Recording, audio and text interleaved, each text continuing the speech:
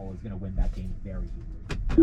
And Palantir just their culture is not building consumer products because again, Karp doesn't like consumer products. He thinks a lot of Silicon Valley is toxic in terms of how they monetize attention, all that stuff.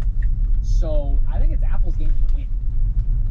The question is if Apple's actually going to provide a use case that's meaningful enough to win it. What Palantir needs to do is create a new architecture from calculating real-time data for the Federal Reserve.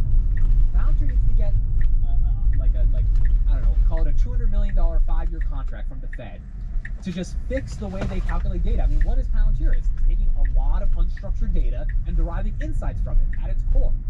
You're telling me Palantir can't take the shelter data, the oil data, the consumer data, and then tell the Fed if we should cut or not? I feel like Palantir would be better than anything at figuring out those conclusions. And so maybe that's like the real use case in terms of the Federal Reserve, and that would help the entire country, that would help the entire world if it helped the U.S. economy. But, okay, here we go. We got Chad from Palantir. We have that architecture already. So, if anyone works for the Fed in the chat, can you please DM Chad?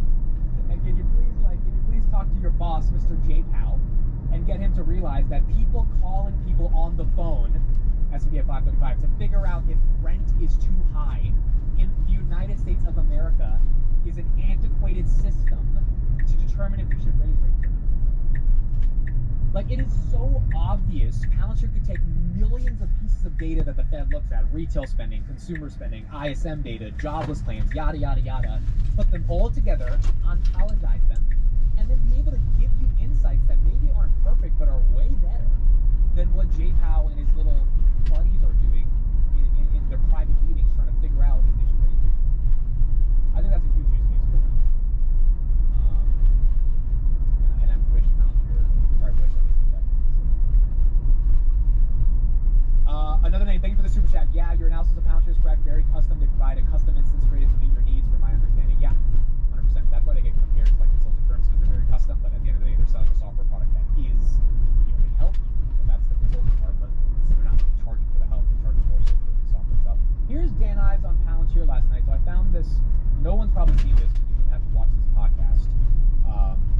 This podcast is where they talk about it with Scott Galloway, and they go deeper into Palantir.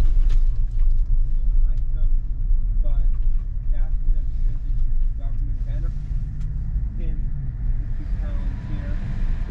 Palantir. It's the same theme. Like, Palantir, very controversial. Some don't like them, but that's when it's transitioned from government to enterprise. And that's probably one of the best pure play AI names out there in terms of use cases from a software perspective. Could you explain? I think Palantir is a very interesting company. I think it's unclear to a lot of people what Palantir actually does. Could you explain what the business is and how it's benefiting? I mean, if you go back historically, Black Box, you work with a lot of 3-letter agencies, in the U.S. as well as abroad. On the government side, massive, what's called big data technology. Think about it's like an enterprise algorithm, Black Box. It's an artificial, and what I view is probably one of the best AI platforms out there. Me and Scott work at a company. We want to use AI in our company. We don't know what the use cases are.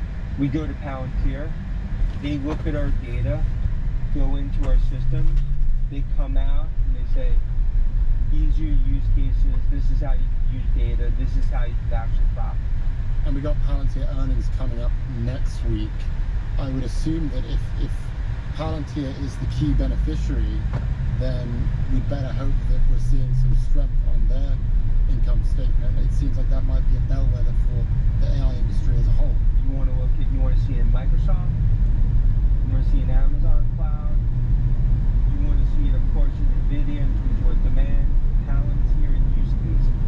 If you triangulate them, those are the ones where they'll make the guy conservative, stop and sell up, stop and move up.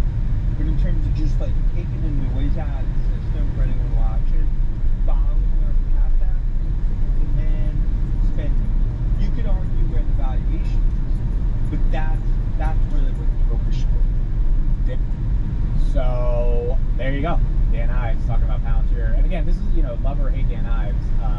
That podcast, Scott Galloway's podcast, I'm sure a lot of people that listen to it, the Prof G show, they probably don't know what the hell Palantir is. So this is why why you need people like Dan Ives, you know, going across all these media platforms and talking about Palantir. I thought he did a great job explaining it. Now we're going to see in Q2 kind of how this all plays out in the context of Palantir. We'll have TJ on in just a minute, guys, and we'll go through the public portfolio and see how we're going to navigate some of the options that are underwater. Robinhood right here at 1888, down 6.7%. Palantir 2451, down 6%.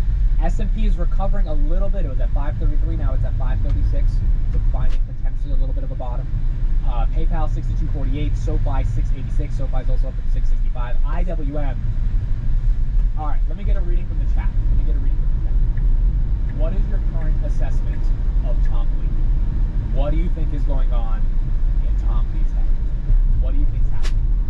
I'm very curious about this because I really don't want to see Tom Lee's reputation go to shit, or for him to become, you know, pseudo Kathy Wood in terms of how he's perceived. And I think he's had such good calls. I don't know if he gets the IWM call wrong. Let's assume two worlds. One world is where the IWM call is wrong. He's dead wrong. IWM goes back to 180. He's dead wrong.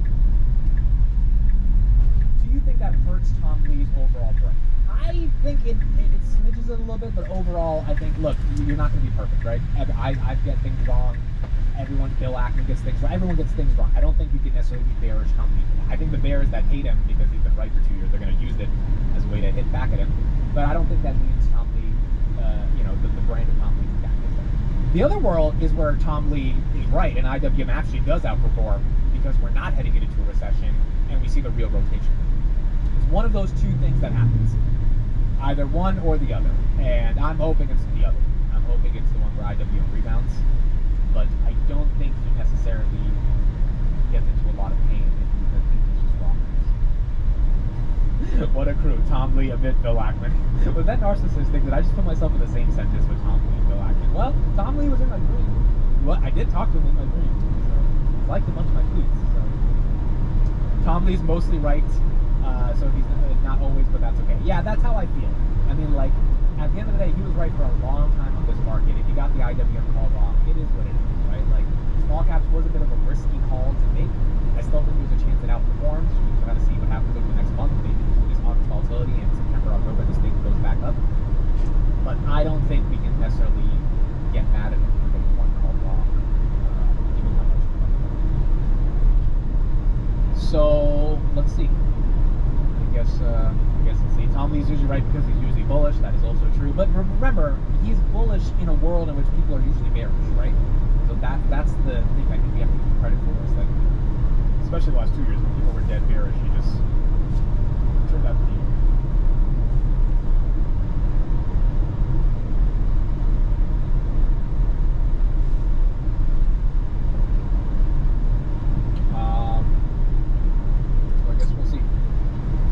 I guess we will see. All right, folks, let's bring on TJ. We got a public portfolio that's going through a little pain, just like everyone's portfolio is going through some pain. We're going to navigate it.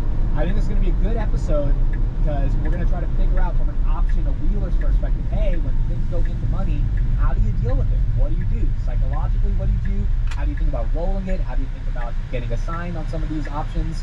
And so we're going to navigate all of that right now with TJ the Wheel Joe. What's up, TJ? Yeah. You got the boxing gloves on. We got it. You gotta come out swinging, baby. Oh boy. Oh boy. Oh boy. Oh boy. What the? What's up, man? It's time Hey, to. we're in the business of buying stocks. Y'all should be fucking excited. There's good deals out there finally. This shit's been overpriced for a while, man. Haven't heard your swing. I don't know what your thoughts are. Don't care. Bro, shit is finally attractive from a pricing perspective, and we got money. We got capital. We got conviction. Now we just need to make sure that the money's in the right spots. So we're in a really, really good spot here because we're prepared for this. If you aren't prepared, look in the mirror. You're the only one to blame when you're not prepared, guys. Like, bankroll management is a big, big thing doing this. You know, selling put, selling call, collecting premium, it's all rosy, it's all hunky-dory. And so shit goes down. So now how are you going to manage it? Yeah. Real quick, let me just hit a shout out to Christian. Christian, thank you for the super chat. Tom Lee is in shook. He also calls Bitcoin at 150K. Yeah. And I think another narrative is this Bitcoin narrative if it actually gets closer to its $100,000 level by the end of the